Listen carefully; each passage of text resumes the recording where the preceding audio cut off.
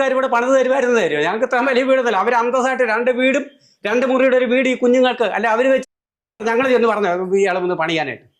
എന്നിട്ട് ഈ കണ്ട കാര്യം ചെയ്തു വെച്ചിരിക്കുന്നു.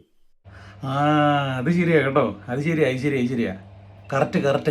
അത് പോയിന്റ്. ആ പുള്ളിക്ക് അല്ല ഇവരാരും പറഞ്ഞിട്ടില്ല കേട്ടോ വീട് വെച്ച് കൊടുക്കണ്ട. അവരങ്ങോട്ട് നിർബന്ധിച്ച് ചെന്നിട്ട് വീട് വെച്ച് കൊടുത്തതാണ്.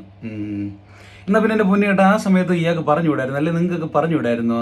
ഇല്ലേ ഇത് നമ്മുടെ ഞങ്ങൾക്ക് 24-ൻ്റെ വീട് വരാനുണ്ട്, നിങ്ങളുടെ വീട് വേണ്ട, നമുക്ക് 24-ൻ്റെ വീട് മതി എന്നൊക്കെ പറഞ്ഞാൽ പോരായിരുന്നാ?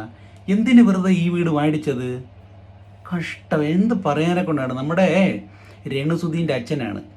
അച്ഛനും കൊള്ളാം, മോളും കൊള്ളാം. അച്ഛൻ്റെ അല്ലേ മോള്, മോളുടെ അല്ലേ അച്ഛൻ. അടിപൊളി. എൻ്റെ പൊന്നോ, എന്താ പറയുക, ആ ഫേസ്ബുക്ക് കൂട്ടായ്മയുടെ ആൾക്കാർ ഇനി മേലാൽ ഇങ്ങനെയുള്ള പരിപാടിക്ക് പോലും നായ്ക്ക് ഫുഡ് കൊടുത്താലും അവരിനി മനുഷ്യന്മാർക്ക് സഹായം ചെയ്യില്ല എന്നുള്ള രീതിയിൽ ചിന്തിച്ചുകൊണ്ടിരിക്കുകയാണെന്ന് പറയുന്നത് കേട്ട്. നല്ല നല്ല കാര്യങ്ങളൊക്കെ ചെയ്യുന്ന ആൾക്കാരെ പോലും നല്ലത് ചെയ്യിക്കാനായിട്ട് അനുവദിക്കരുത് കേട്ടോ. ആ വീടിൻ്റെ അകത്തിൻ്റെ ശോചനീയാവസ്ഥ കുറച്ച് വീഡിയോസിൽ ഇങ്ങനെ ഷെയർ ചെയ്തതിനകത്തൊക്കെ കണ്ടായിരുന്നു. അത് ഒരുപാട് ആളുകൾ കണ്ടു, ഞാനും കണ്ടായിരുന്നു. എനിക്കും വളരെ ദുഃഖം തോന്നിയായിരുന്നു. അതിനെക്കുറിച്ച് അത് പണിത് കൊടുത്തവരും എക്സ്പ്ലെയിൻ ചെയ്യുന്നുണ്ടായിരുന്നു.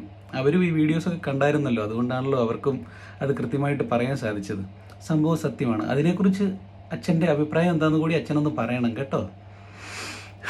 അച്ഛനുമൊക്കെ ആ വീട്ടിലാണല്ലോ ഇപ്പോൾ താമസിക്കുന്നത്.